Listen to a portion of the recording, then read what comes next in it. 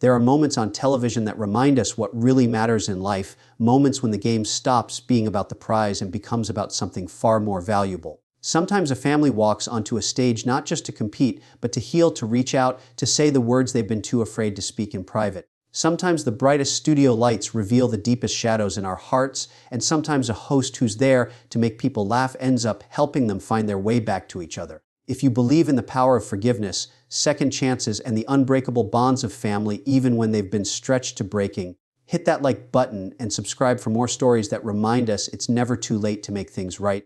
The Thompson family walked onto the Family Feud stage on a Tuesday afternoon that seemed like any other taping day. There was Sarah Thompson, the team captain at 32 years old, flanked by her mother Patricia, her younger sister Amanda, her brother Marcus, and her aunt Jennifer. They were representing the Thompson family against the Rodriguez family from Texas, and from all appearances, they were a typical energetic family ready to compete for the $20,000 grand prize. Steve Harvey greeted them with his usual warmth and humor, shaking hands and asking the routine pre-game questions about where they were from, what they did for work, and what they'd do with the money if they won. But Steve, with his decades of experience reading people and sensing when there was more beneath the surface, noticed something unusual about this family's dynamic. When Steve asked Sarah about her family, she introduced everyone standing with her, but there was a notable absence that Steve picked up on immediately. "So Sarah," Steve said with his characteristic grin, "you've got mom, sister, brother, and auntie here. That's a solid team. Where's Dad? Is he camera shy, or did he just not want to compete against all these women?" The question was meant to be lighthearted, the kind of teasing family banter that was Steve's specialty, but the moment he asked it, the entire Thompson family's energy shifted. Sarah's smile faltered for just a fraction of a second. Patricia looked down at her feet. Amanda and Marcus exchanged a glance that spoke volumes, and Aunt Jennifer put a supportive hand on Sarah's shoulder. Sarah recovered quickly, her media training from her job in public relations kicking in. "Dad couldn't make it today," she said with a practiced smile, "but we're going to make him proud anyway." Steve nodded, accepting the answer at face value because they had a show to tape and a game to play. But something in Sarah's voice, some tiny tremor of emotion carefully controlled, told him there was a story there. Steve Harvey had been doing this long enough to know when people were putting on brave faces, when they were hiding pain behind smiles, when the real story was the one they weren't telling. He made a mental note to check in with Sarah after the game if there was time. The Thompson family played well, making it through the main rounds with a combination of quick thinking and good teamwork. Sarah was an excellent team captain, encouraging her family members and celebrating their good answers even when they didn't win the points. There was something determined about the way she played, like this game meant more to her than just entertainment or prize money. When the Thompsons won the main game and advanced to fast money, Steve could see the emotion on Sarah's face. This wasn't just excitement about potentially winning $20,000. This was something deeper. Patricia went first in fast money, scoring a respectable 147 points. That meant Sarah needed only 53 points to win the $20,000, a very achievable goal. As Sarah stepped up to the podium for her turn, Steve noticed her hands were shaking slightly. He walked over to her, his voice gentle. "You okay, Sarah? You look a little nervous." Sarah nodded, taking a deep breath. "I'm okay, Mr. Harvey. This is just really important to me. More important than you know." Steve patted her shoulder reassuringly. "You've got this. Just stay calm and say the first thing that comes to mind. Your mama did great. You just need 53 points. Easy money." The fast money round went smoothly. Sarah answered all 5 questions with confidence, getting 3 number 1 answers and 2 number 2 answers, accumulating 168 points for a combined family total of 315 points. The Thompson family had won. Confetti fell, the audience cheered, and Sarah's family members rushed to hug her in celebration. But as the excitement died down and the family gathered for the standard post-game interview, Steve noticed Sarah was crying. Not happy tears of celebration, but deep, painful sobs that she was trying to control. Her mother wrapped an arm around her, whispering something in her ear. Her siblings stood close, protective. Steve's instincts kicked in. He'd seen a lot of emotions on Family Feud over the years: joy, excitement, relief, even sad tears from people who'd lost loved ones they wished could have been there. But this was different. This was grief mixed with something else, something that felt like it needed to be addressed. "Sarah," Steve said gently, stepping away from the cameras for a moment. "Talk to me. What's going on? You just won $20,000. These should be happy tears." Sarah wiped her eyes, trying to compose herself, but the dam had broken. "I'm sorry, Mr. Harvey. I'm just emotional because my dad should be here. He should be standing here with us, and he's not, and that's my fault." Steve's expression softened immediately. "Honey, where is your dad? Did something happen to him? Is he sick?" Sarah shook her head. "He's alive. He's healthy. He's just not here because we haven't spoken in 3 years." We had a falling out and I said some terrible things and I was too proud to apologize and now it's been so long that I don't know how to fix it. Steve looked at Patricia, Sarah's mother, who was crying silently. Mom, he asked, is this true? Are you and your husband separated? Patricia nodded. We're not divorced, but we haven't been together since Sarah and her father had their fight. He moved out. He's been living alone, working, existing, but not really living. And the kids, all of them, they've been caught in the middle. Steve looked around at the other family members. And you all agree to come on this show without him? Why? Marcus, Sarah's younger brother, spoke up. Because Sarah had a plan, Mr. Harvey. This whole thing, coming on Family Feud, this was Sarah's idea. She applied for our family to be on the show because she knew Dad watches it every single week. He never misses an episode. It's his favorite show.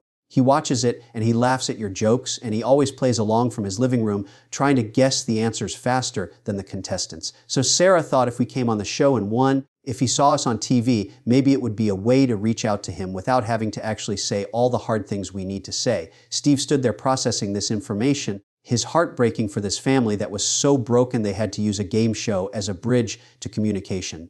Sarah, Steve said softly, what happened between you and your father? What was this fight about?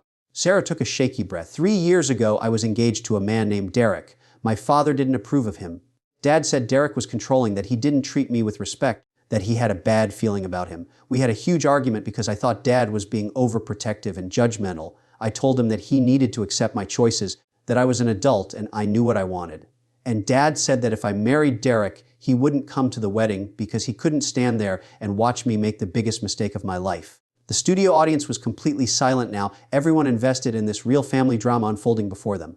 I was so angry, Sarah continued, her voice breaking. I told Dad that if he couldn't support me, then I didn't need him in my life at all. I told him he was a controlling father who couldn't let go. I said terrible, hurtful things, and then I cut off contact with him. I got married to Derek without Dad there, without my father walking me down the aisle. Mom came to the wedding and my siblings, but it wasn't the same. There was this huge hole where Dad should have been. Steve nodded, encouraging her to continue. And what happened after you got married? Sarah's tears flowed freely now. Dad was right about everything. Derek was controlling. He isolated me from my friends. He monitored my phone and my emails. He made me quit my job because he didn't like me having male coworkers. It took me a year and a half to finally see what Dad had seen from the beginning. Derek wasn't a good man. He was manipulative and emotionally abusive.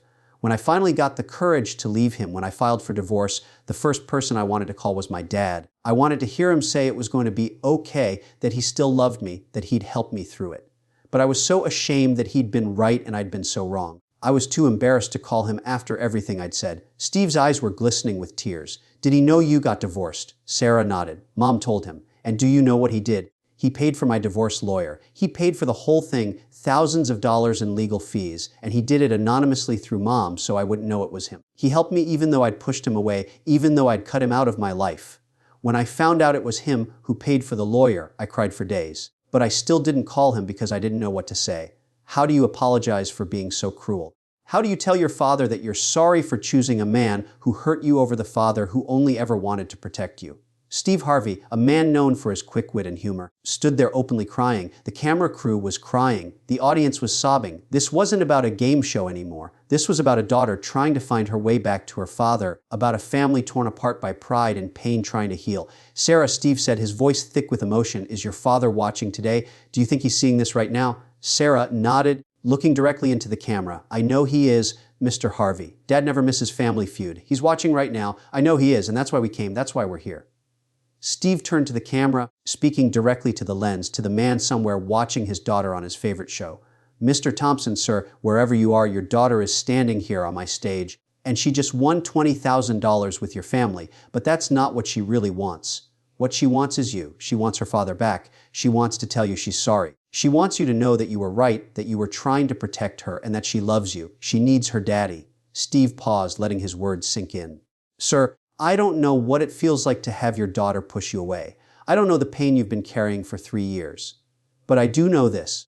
That young woman standing here is brave enough to come on national television and bare her soul, to admit she was wrong, to ask for forgiveness in front of millions of people. That takes courage. That takes humility, and that tells me she's grown into the kind of woman who deserves a second chance. Sarah was sobbing now, barely able to stand. Her mother and siblings surrounded her, all of them crying together. Steve continued speaking to the camera. Mr. Thompson, family is everything. I've made my share of mistakes in my life, God knows I have. But one thing I've learned is that pride is a poor substitute for love. Whatever anger you're holding on to, whatever hurt you're carrying, it's not worth losing your daughter over. She made a mistake. She married the wrong man. But she got out, she survived, and she needs her father to help her heal. Please, sir, call your family. Come get your daughter. Come be part of this family again. Steve turned back to Sarah. When this episode airs, it's going to be in 3 weeks. But honey, you don't have to wait 3 weeks to talk to your father. You can call him right now. Do you have his number? Sarah nodded. I've had his number in my phone for 3 years. I've dialed it 100 times and hung up before it rang because I was too scared. Steve pulled out his own phone. Well, you're not calling alone this time. We're going to call him together right now. What's the number? Sarah's hands shook as she pulled out her phone and showed Steve her father's contact information. Steve dialed the number on speakerphone so everyone could hear. The phone rang once, twice, 3 times. Sarah held her breath, terrified and hopeful at the same time. On the 4th ring, hello. The voice was cautious, uncertain, because it was a number he didn't recognize. Mr. Thompson, Steve Harvey said. Sir, my name is Steve Harvey. I host a TV show called Family Feud. I have your daughter Sarah here with me, along with your wife and your other children.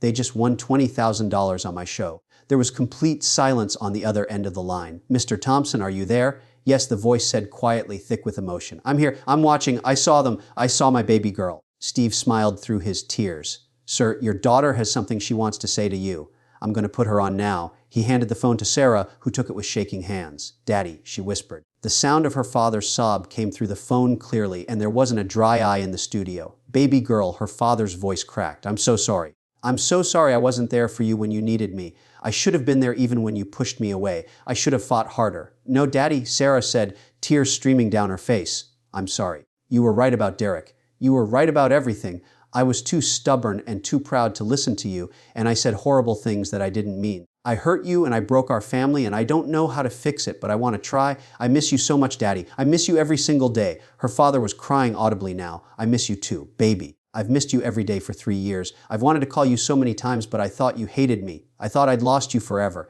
I never stopped loving you, sweetheart. Not for 1 second. Steve, sensing this moment needed space, gestured for everyone to give Sarah privacy, but she shook her head. She wanted them to hear this, wanted the world to hear this. Daddy, I don't hate you. I love you. I've always loved you. And I need my father back. Can you forgive me? Can we start over? Her father's voice came through strong despite the tears. There's nothing to forgive. Baby girl. I'm your father. I'll always be your father. That never changed and it never will. Where are you right now? I want to see you. I need to see you. Sarah looked at Steve, who was already nodding and pulling out his phone to make arrangements. We're at the Family Feud studio in Los Angeles, she said. Can you come here? I'm leaving right now. Her father said I'm in Pasadena. I'll be there in 30 minutes. Don't go anywhere. Please don't go anywhere. I'm not going anywhere, Daddy, Sarah promised. I'm right here. I'll be right here waiting for you. They stayed on the phone together, neither wanting to hang up, just talking through tears about everything and nothing, 3 years of silence being broken by the simplest words of love and apology. Steve Harvey stood watching this reunion unfold, and he made a decision. He told the producers to clear his schedule, to reschedule whatever was planned next. This family needed time, and he was going to give it to them.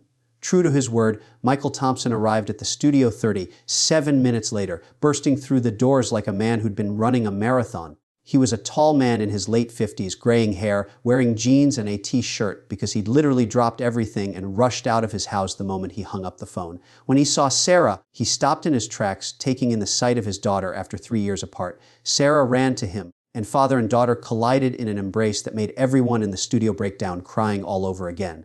I'm sorry, Daddy, Sarah sobbed into his chest. I'm so sorry. I love you so much. Michael held his daughter like he was afraid she might disappear if he let go. I love you too, baby girl. I never stopped loving you, not for 1 day, not for 1 minute. They stood there for a long time, just holding each other, 3 years of pain and separation melting away in that moment of reconnection. Patricia, watching her husband hold their daughter, began crying harder. Michael looked up and saw his wife standing there. Patricia, he said softly, and she walked over to them. The 3 of them embraced, and then Amanda and Marcus and Aunt Jennifer joined in, the whole Thompson family reuniting in one big tearful group hug.